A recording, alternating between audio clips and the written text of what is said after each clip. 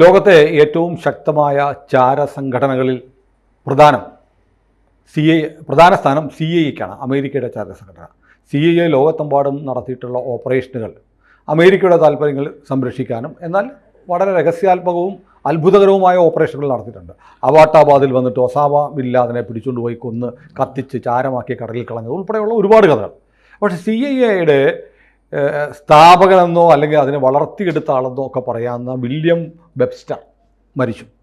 ഏതാണ്ട് 48 അദ്ദേഹം William Webster കുറച്ച് കാലമാണ്. വില്യം വെബ്സ്റ്ററിൻ്റെ ഒരു പ്രത്യേകത എന്താണെന്ന് വെച്ചാൽ ഫെഡറൽ ബ്യൂറോ ഓഫ് ഇൻവെസ്റ്റിഗേഷൻ FBI-യുടെ ദീർഘകാലം FBI-യുടെയും CIA-യുടെയും ഡയറക്ടറായിരുന്ന ആളാണ്. ഒരേ സമയത്ത് രണ്ട് ഏജൻസികൾക്ക് വേറെ അമേരിക്കക്കാരിൽ ആരുമില്ല, അങ്ങനെ ഉണ്ടായിട്ടില്ല. പക്ഷേ ഈ FBI എന്ന് പറഞ്ഞ സംഘടനയെ ഉണ്ടാക്കിയെടുത്തത് ആരാണെന്ന് വെച്ച് കഴിഞ്ഞാൽ ഹൂവർ എന്ന് പറയുന്ന കക്ഷി. ഇദ്ദേഹം വളരെ പ്രസിദ്ധനാണ്. Robert Hoover. FBI-യുടെ സ്ഥാപകൻ ഹൂവറാണ് ശരിക്കും. ഹൂവർ എന്ന് പറഞ്ഞു കഴിഞ്ഞാൽ വളരെ പ്രസിദ്ധനായിട്ടുള്ള ഒരാളാണ്. ഇദ്ദേഹത്തെക്കുറിച്ച് ഒരുപാട് പഠനങ്ങൾ വന്നിട്ടുണ്ട്. ഇദ്ദേഹം പ്രസ്ബിറ്റേറിയൻ ചർച്ചിൽപ്പെട്ട ഒരാളാണ്. ഹൂവർ ജനിക്കുന്നത് 1895 ജനുവരി 1-ലാണ്. ഇപ്പോൾ നമ്മളിപ്പോൾ പറയാൻ പോകുന്ന വെബ്സ്റ്ററുടെ കഥയാണോ ഹൂവറുടെ കഥയാണോ? അല്ല, ഹൂവറിൽ നിന്ന് വെബ്സ്റ്ററിലേക്ക് എത്താൻ പറ്റുള്ളൂ. കാരണം ഹൂവറാണ് ഇതിൻ്റെയൊക്കെ അടിത്തറ. കാരണം എന്താണെന്ന് വെച്ചാൽ നിങ്ങളൊന്ന് ആലോചിച്ച് നോക്ക്. ലോകത്തെവിടെയെങ്കിലും ഒരാൾക്ക് 48 കൊല്ലം തുടർച്ചയായിട്ട് ഒരു പോലീസ് സേനയുടെ ഡയറക്ടറായിട്ട് ഇരിക്കാൻ കഴിഞ്ഞിട്ടുണ്ട്. 48 വർഷം. അപ്പോൾ മരിക്കുമ്പോൾ എത്ര വയസ്സുണ്ടായിരിക്കും? മരിക്കുമ്പോൾ അദ്ദേഹം മരിക്കുന്നത് 72-ലാണ് മരിക്കുന്നത്. അപ്പോൾ 77 വയസ്സുണ്ട്. 77 വയസ്സുള്ള ഈ മനുഷ്യൻ അദ്ദേഹത്തിൻ്റെ ജീവിതകാലത്തിൽ അപ്പോൾ ഒരു 23 വയസ്സിൽ ഏജൻസിയിൽ ചേർന്നിട്ട് പിന്നെ അതിൻ്റെ ഡയറക്ടറായിട്ടിരിക്കുകയാണ്. 48 വർഷം അതിനെ നയിച്ച ആളാണ് ഈ പറഞ്ഞ. അത് അസാമാന്യ പ്രതിഭയാണ്. വളരെ ഇതാണ്. ഇദ്ദേഹത്തിൻ്റെ പേരിൽ അവിടെ ഇദ്ദേഹം ശരിക്കും പ്രസ്ബിറ്റേറിയൻ പള്ളിയിൽപ്പെട്ട ആളാണ്. അമേരിക്കയുടെ ഒരു ഫ്രാക്ഷനാണ് അല്ലേ? അല്ല, വളരെ പ്രോമിനൻ്റ് പ്രൊട്ടസ്റ്റൻ്റ് പ്രസ്ബിറ്റേറിയൻസ് ആണ് അമേരിക്ക. നമ്മുടെ ഇവിടെ കേട്ടുപരിചയമില്ല. നമ്മുടെ ഇവിടെയുണ്ട് പ്രസ്ബിറ്റേറിയൻസ്. ഉണ്ടോ? ഇന്ത്യയിലുണ്ട്. നമ്മുടെ കപിൽ സിബലൊക്കെ പ്രസ്ബിറ്റേറിയൻ ചർച്ചിൽപ്പെട്ടവരാണ്. അംബിക സോണി, കപിൽ സിബൽ അവരൊക്കെ ക്രിസ്ത്യൻസാണ്. അത് ശരി. പ്രസ്ബിറ്റേറിയൻ ചർച്ചിൽപ്പെട്ട കക്ഷിയാണ്. എൻ്റെ ധാരണ കപിൽ സിബലും അംബിക സോണിയൊക്കെ ഹിന്ദു. അതെ, പേര് അവരുടെ പേര് അങ്ങനെയാണെങ്കിലും ദേ ആർ പ്രസ്ബിറ്റേറിയൻ ക്രിസ്ത്യൻസ്. ആ പ്രസ്ബിറ്റേറിയൻ ക്രിസ്ത്യൻ വിഭാഗം അമേരിക്കയിലാണ്. അമേരിക്കയിലെ ഏറ്റവും ശക്തമായ പ്രൊട്ടസ്റ്റൻ്റ് വിഭാഗമാണ്. അത് കഴിഞ്ഞാൽ പിന്നെ മെത്തഡിസ്റ്റുകളാണ്. അത് കഴിഞ്ഞാലാണ് കത്തോലിക്കർ വരുന്നത്. പക്ഷേ അവിടെ ഒരു പ്രശ്നം എന്ന് വെച്ചാൽ ഈ പെന്തക്കോസ്റ്റുകാരും കത്തോലിക്കരും തമ്മിൽ വളരെ അടുപ്പത്തിലല്ല, ഒരകൽച്ചയുണ്ട് അവർക്ക്. അമേരിക്കയിൽ വലിയ പ്രശ്നം. അമേരിക്കയിൽ. പക്ഷേ ഈ ഹൂവർ ചെയ്തിരിക്കുന്ന ഒരു കാര്യം എന്താണെന്ന് വെച്ച് കഴിഞ്ഞാൽ അതിനകത്തൊരു പുതിയ ഫോർമുല കൊണ്ടുവന്നു. Naturally born white Christian nationality അമേരിക്കയിൽ. എന്നുവെച്ചാൽ അമേരിക്കയിൽ സ്വാഭാവികമായി ജനിച്ചിട്ടുള്ളവരും വെളുത്ത വർഗക്കാരും ക്രിസ്ത്യാനികളുമായവരുടെ ഒരൈക്യം പുള്ളി ഉണ്ടാക്കിയെടുത്തിട്ട് അദ്ദേഹം രൂപീകരിച്ചെടുത്ത സംഘടനയാണ് ഫെഡറൽ ബ്യൂറോ ഓഫ് ഇൻവെസ്റ്റിഗേഷൻ. അതിൻ്റെ ഒരു പ്രത്യേകത എന്താണെന്ന് വെച്ചാൽ അതിനെ ഈ ഫെഡറൽ ബ്യൂറോ ഓഫ് ഇൻവെസ്റ്റിഗേഷനിലെ ഓഫീസേഴ്സ് അവർ വെള്ളക്കാരാണ്, അവർ ക്രിസ്ത്യാനികളാണ്, അവർ അമേരിക്കൻ പൗരന്മാരായി ജനിച്ചവരാണ്. ഇപ്പോൾ ഈ ഇന്ത്യൻ വംശനായ കാഷ് പട്ടേലാണ് FBI-യുടെ ഡയറക്ടർ. ഇപ്പോൾ FBI-യുടെ ഡയറക്ടർ. അതും കൂടി നമ്മൾ നോക്കണ്ട. അപ്പോൾ ഇതങ്ങനെ വളർത്തിയെടുത്താണ്. അപ്പോൾ ഇതെങ്ങനെയാണെന്ന് വെച്ചാൽ ഇദ്ദേഹത്തിൻ്റെ ഒരു തിയറി ഉണ്ട്. അമേരിക്കയോട് കൂറുണ്ടാകണം എന്നുണ്ടെങ്കിൽ അത് മതത്തിനോട് കൂറുണ്ടായാലേ പറ്റൂ. അതുകൊണ്ട് ക്രിസ്തു മതത്തിൽ അടിയുറച്ച് വിശ്വസിക്കുന്നവരെയാണ് അദ്ദേഹം ഫെഡറൽ ബ്യൂറോ ഓഫ് ഇൻവെസ്റ്റിഗേഷനിൽ ഈ ഉദ്യോഗസ്ഥരായിട്ട് എടുത്തത്. അവർക്ക് റിട്രീറ്റ് ഉണ്ട്. റിട്രീറ്റ് അറിയാലോ, ക്രിസ്ത്യാനികൾക്ക് കൊടുക്കുന്ന മത നവീകരണ ധ്യാനം. ഈ ഒരു മാസം ഫെഡറൽ ബ്യൂറോ ഓഫ് ഇൻവെസ്റ്റിഗേഷനിലെ ഉദ്യോഗസ്ഥരെല്ലാം ധ്യാനം അവിടെ തന്നെ സംഘടിപ്പിക്കുമായിരുന്നു. ജോർജ് കുട്ടി ധ്യാനത്തിന് പോയി എന്ന് പറഞ്ഞു. അതെ, ജോർജ് കുട്ടി ധ്യാനത്തിന് പോയി എന്ന് പറഞ്ഞാൽ ഇവരെല്ലാം ഈ ധ്യാനം ഇതിനകത്ത് FBI-യുടെ ഇതിൽ തന്നെ സംഘടിപ്പിക്കുമായിരുന്നു. അത് മാത്രമല്ല, ഇദ്ദേഹത്തിന് വളരെ അടുപ്പമുണ്ടായിരുന്ന ഇദ്ദേഹം ഏറ്റവും കൂടുതൽ ഇദ്ദേഹം അടുപ്പം പുലർത്തിയിരുന്ന ക്രൈസ്തവ സഭ ജസ്യൂട്ട് സഭകളാണ്, ഈശോ സഭക്കാരാണ്, ജസ്യൂട്ട് സഭയാണ്. അതെന്താണെന്ന് വെച്ചാൽ ജസ്യൂട്ട് സഭയുടെ അച്ചടക്കവും അതിൻ്റെ ഹയറാർക്കിയും അദ്ദേഹം അതേപോലെ ഇതിനകത്തെടുത്തു. CIA കൊണ്ടുവന്നു. അല്ല, ഈ FBI കൊണ്ടുവന്നു. ഇദ്ദേഹത്തിൻ്റെ കാലത്ത് ഈ CIA ആദിമ രൂപമായ SIS എന്ന് പറയുന്ന സംഘടന ഉണ്ടായിരുന്നു, സ്പെഷ്യൽ ഇൻ്റലിജൻസ് സർവീസ്.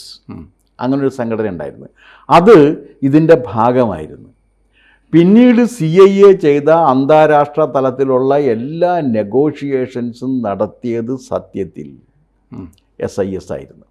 72 വരെ 72 വരെ അമേരിക്കയുടെ വലിയ രീതിയിലുള്ള ഇടപാടുകളുണ്ടായെന്നും അക്കാലത്ത് ഈ അമേരിക്കൻ രഹസ്യാന്വേഷണ ഏജൻസി വരുന്നു എന്നുള്ളൊരു ധാരണ വരികയും 68 മറ്റോട്ടാണ് CIA ആയിട്ട് രൂപീകരിച്ച് വരുന്നത്.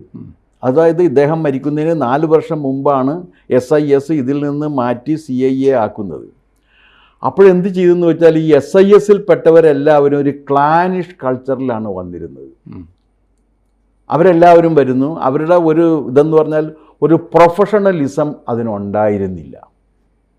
അപ്പോൾ അങ്ങനെ വന്നു കഴിഞ്ഞപ്പോഴേക്കുമാണ് ഇദ്ദേഹത്തിന് ആർക്ക് കിട്ടിയത്, ഇപ്പം മരിച്ചിരിക്കുന്ന വെബ്സ്റ്റർക്ക് അവിടെ ഒരു സ്ഥാനം കിട്ടുന്നത് അങ്ങനെയാണ്. അദ്ദേഹം ഫെഡറൽ ബ്യൂറോ ഓഫ് ഇൻവെസ്റ്റിഗേഷനെയും CIA-യും പ്രൊഫഷണൽ ഓർഗനൈസേഷൻസ് ആക്കി വളർത്തി എടുത്തു കൊടുത്തതാണ് അദ്ദേഹത്തിൻ്റെ ഏറ്റവും വലിയ സംഭാവന. പക്ഷേ ഹൂവർ ഇട്ടിരിക്കുന്ന അടിസ്ഥാനത്തിൽ നിന്ന് അത് ഇതുവരെ മാറിയിട്ടില്ല. കാരണം അമേരിക്ക എന്ന് പറഞ്ഞു കഴിഞ്ഞാൽ it is for the white, it is for the Christians and it is for the naturally born citizens of America. ആ നാച്ചുറലി ബോൺ സിറ്റിസൺ ബ്ലാക്ക് ആയി കഴിഞ്ഞാൽ രക്ഷയില്ല, വൈറ്റ് തന്നെ. അമേരിക്കയിൽ സ്വാഭാവികമായി ജനിക്കുന്ന വെളുത്ത കുഞ്ഞുങ്ങൾ, ആ വെളുത്ത കുഞ്ഞുങ്ങളുടെ തലമുറയെ എടുത്ത് മതപരമായ പരിശീലനം കൊടുത്ത്, it is basically A Christian organisation FBI എന്ന് പറഞ്ഞു കഴിഞ്ഞാൽ. അത് ഒരു മതപരമായ സംഘടനയാക്കി വളർത്തിയെടുത്തതാണ്. മാത്രവുമല്ല, ഇവർക്ക് ഒരുപാട് അധികാരങ്ങളുണ്ടായിരുന്നു.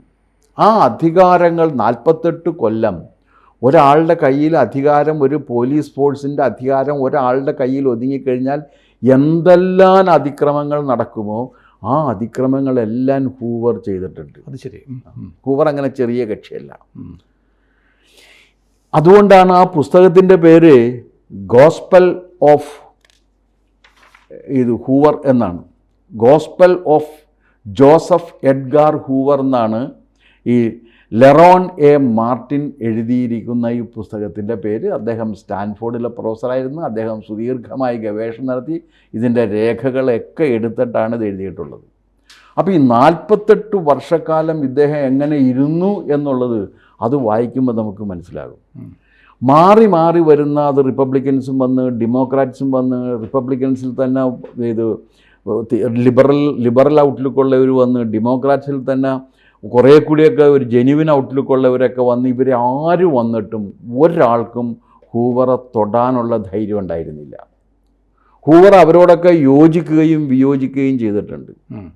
പക്ഷേ ഈ യോജിപ്പിൻ്റെയും വിജയിപ്പിൻ്റെയും പ്രശ്നം എന്താണെന്ന് വെച്ചാൽ, ഹൂവറുടെ ഏറ്റവും വലിയ കോൺട്രിബ്യൂഷൻ എന്താണെന്ന് വെച്ചാൽ ഫെഡറൽ ബ്യൂറോ ഓഫ് ഇൻവെസ്റ്റിഗേഷൻ്റെ സഹകരണത്തോടു കൂടി ബെല്ലി ഗ്രഹാം എന്ന് പറയുന്ന വിശ്വപ്രസിദ്ധനായ ഒരു ഇവാഞ്ചലിസ്റ്റ് ഉണ്ട്. ആ ഇവാഞ്ചലിസ്റ്റിനെ ലോകം മുഴുവൻ ക്രൈസ്തവ മത പ്രചാരണത്തിന് വേണ്ടിയുള്ള പ്രവർത്തനങ്ങൾക്ക് സഹായം കൊടുത്തിട്ടുള്ള ആളാണ് ഹൂവർ. അപ്പോൾ പോലീസ് ഫോഴ്സ് എങ്ങനെയൊക്കെ മാറുന്നു എന്ന് നോക്കണം. ഈ ഹൂവറുടെ കൂടി നിർദ്ദേശപ്രകാരമാണ് 1927 ക്രോവൽ ട്രസ്റ്റ് ഉണ്ടാക്കിയിട്ട് ഇന്ത്യയിൽ മതപരിവർത്തനത്തിന് കാശ് കൊടുക്കാനുള്ള തീരുമാനമുണ്ട്. അത് ഇന്ത്യയിൽ മാത്രമല്ല, ഏഷ്യൻ ആഫ്രിക്കൻ രാജ്യങ്ങളെ മുഴുവനും വെള്ളക്കാരൻ്റെ മതപരമായ ആധിപത്യത്തിൻ്റെ കീഴിൽ കൊണ്ടുവരണമെന്ന് 2 പേർ ചേർന്നിട്ട് അവിടെ തീരുമാനമെടുത്തു. ഒന്ന് ബെല്ലി ഗ്രഹാമും, 2 ഈ റോബർട്ട് ഹൂവറുമാണ്. ജോസഫ് റോബർട്ട് ഹൂവർ ഇവരുമാണ്. അവർ അത് എടുത്തു കഴിഞ്ഞതിന് ശേഷം എന്താ ചെയ്തതെന്ന് വെച്ച് കഴിഞ്ഞാൽ, ഇദ്ദേഹം ആദ്യം തന്നെ ചെയ്തത് ലോകത്തിൻ്റെ വിവിധ ഭാഗങ്ങളിലേക്ക് പ്രസ്ബിറ്റേറിയൻ മെത്തേഡിസ്റ്റ് വിഭാഗത്തിൽപ്പെട്ട മെഷനറിമാരെ നിയോഗിക്കുകയാണ് ചെയ്തത്. അത് 2 ലക്ഷ്യത്തിലായിരുന്നു. ഇവർക്ക് 2 ദൗത്യം ഉണ്ടായിരുന്നു ഇങ്ങനെ വന്നവർ. ഒന്നും മതം പ്രചരിപ്പിക്കൽ, മറ്റൊന്ന് രഹസ്യാന്വേഷണം. ഓ അത് ശരി. മറ്റ് രാജ്യങ്ങളിലെ ചാരവൃത്തി കൂടി ഇവരെ കൊണ്ട് ചെയ്യിക്കുകയായിരുന്നു. മതത്തിന്റെ മേലങ്കി എണിയുമ്പോൾ ഇവർക്ക് പരിശീലനം കൊടുത്തിട്ടുള്ള ആരാണ്? ഹൂവറാണ്. ഹൂവർ പരിശീലനം കൊടുത്ത ഒരു ആർമിയെ, ഒരു സൈന്യത്തെ ബെല്ലി ഗ്രഹാമിന് കൊടുക്കുകയാണ്. ബെല്ലി ഗ്രഹാം ഇവരെ ലോകത്തിൻ്റെ വിവിധ ഭാഗങ്ങളിലേക്ക് സുവിശേഷ പ്രചാരണത്തിനായി അയക്കുന്നു. അവർക്ക് അപ്പോൾ അങ്ങനെ പോകുന്നവർക്ക് 2 യജമാനന്മാരുണ്ട്. ഒന്ന് മതപരമായ കൃത്യങ്ങളിൽ ബെല്ലി ഗ്രഹാമും മറ്റേ ചാരവൃത്തിയിൽ ഹൂവറുമായിട്ടാണ്. ഞാൻ സംഘടനയുടെ പേരൊക്കെ പറഞ്ഞതല്ലോ സാറ്, വ്യക്തികളുടെ പേര് അല്ല. അന്ന് അതിൻ്റെ ഒരു പ്രശ്നം എന്താ വെച്ചാൽ അന്ന് CIA ഇല്ല, SIS ആണ്. അപ്പോൾ ഇതെല്ലാം ഈ രഹസ്യം മുഴുവൻ പുള്ളിയുടെ കയ്യിലാണ്. അപ്പോൾ ലോഹയിട്ട ചാരന്മാരാണ് ലോകത്തിന്റെ പല ഭാഗത്തേക്ക്. അല്ല, ലോഹയല്ല, കുരിശു വെച്ച ചാരന്മാരാണ്. അവർക്ക് ലോഹയില്ലല്ലോ. ഇവർക്ക് പ്രസ്ബിറ്റേറിയൻകാരല്ലേ, പ്രൊട്ടസ്റ്റന്റ് അല്ലേ, അവർക്ക് ഇതില്ല അല്ലേ? അവർക്ക് ഇതൊന്നും വേണ്ട, അവർക്ക് ഇഷ്ടമുള്ള രീതിയിൽ നടക്കാം. നമ്മുടെ ഇവിടുത്തെ പ്രൊട്ടസ്റ്റന്റുകാരെ കണക്കൊന്നും കണ്ടിട്ടില്ലേ? പ്രൊട്ടസ്റ്റന്റ് ചർച്ചാണ്.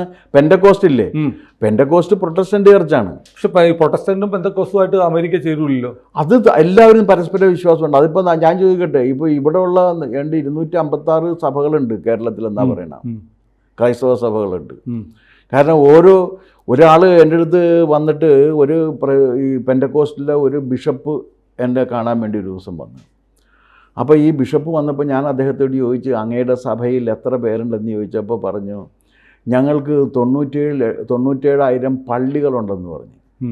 എനിക്ക് വലിയ സംശയമായിപ്പോയി. കാരണം 97,000 പള്ളികൾ കേരളത്തിലേ ഇല്ല. അപ്പോൾ പിന്നെ ഇയാൾക്ക് എങ്ങനെയാണ് അപ്പോൾ ഞാൻ ചോദിച്ചു, 97,000 പള്ളികൾ എനിക്ക് മനസ്സിലായില്ല എന്ന് പറഞ്ഞപ്പോൾ ഓരോ വീടും അവർക്ക് ഓരോ പള്ളിയാണ്. ഓ അത് ശരി. 97,000 കുടുംബങ്ങൾ, 97,000 കുടുംബങ്ങളുണ്ട് എന്നാണ് പറയുന്നത്. അത് ചിലപ്പോൾ ആ കണക്കിൽ ചിലപ്പോൾ അല്പം അതിശയോക്തി ഉണ്ടായേക്കാം. പക്ഷേ അതിൽ ശ്രദ്ധിക്കേണ്ട പോയിൻ്റ് അതല്ല. ശ്രദ്ധിക്കേണ്ട പോയിൻ്റ് എന്താണെന്ന് വെച്ച് കഴിഞ്ഞാൽ, ഓരോ കുടുംബത്തെയും ഇവർ ഓരോ പള്ളികളാക്കി മാറ്റുന്ന ഒരു പ്രക്രിയ, ഈ ഇവാഞ്ചലൈസേഷൻ ഉണ്ട്. അതിന് തുടക്കം കുറിച്ചത് ഈ ഹൂവറാണ്. അപ്പോൾ ഈ ബെല്ലി ഗ്രഹാം വലിയ പ്രഭാഷകനായിരുന്നു. അദ്ദേഹം വന്നിട്ട് നാളുകളെ മുഴുവൻ സ്വാധീനിക്കുന്ന വിധത്തിൽ പ്രസംഗിക്കാനും അവരെയൊക്കെ നിലക്ക് നിർത്താനും ഒക്കെ അദ്ദേഹത്തിന് കഴിവുണ്ട്. അതൊക്കെ അദ്ദേഹം ചെയ്തുകൊണ്ടിരുന്നു.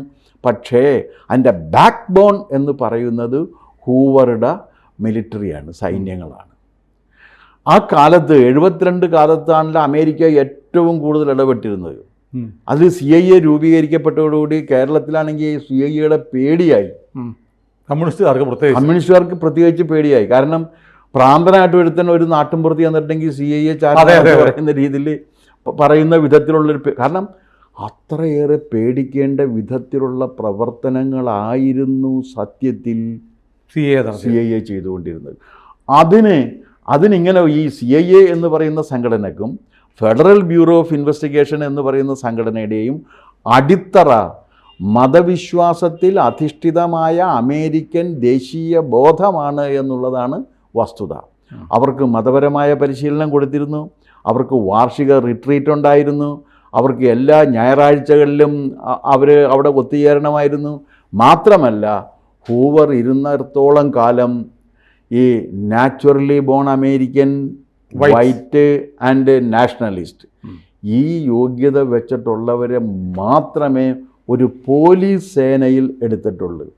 അമേരിക്കയുടെ മഹത്തായ ജനാധിപത്യത്തെക്കുറിച്ച് ഇവിടെ പലരും വളരെ ആവേശപൂർവ്വം സംസാരിക്കുമ്പോൾ, പലരെയും സംസാരിക്കുന്നത് ഞാൻ കേട്ടിട്ടുണ്ട്, പല ജേർണലിസ്റ്റുകളും അങ്ങനെ സംസാരിക്കുന്നത് ഞാൻ കേട്ടിട്ടുണ്ട്. പക്ഷേ ഇതുണ്ട് എന്നുള്ളൊരു കാര്യം ഇവർക്ക് അന്ന് അറിഞ്ഞിരുന്നില്ല. കാരണം ഒരിടത്തും ലോകത്ത് ഇങ്ങനെയൊന്നും ചെയ്തിട്ടില്ല. മതപരമായിട്ടുള്ള ഒരു സംഘടനയാക്കി പോലീസിനെ മാറ്റിയെടുക്കുന്ന ഒരു പ്രവൃത്തി അതിലുണ്ടായിരുന്നു.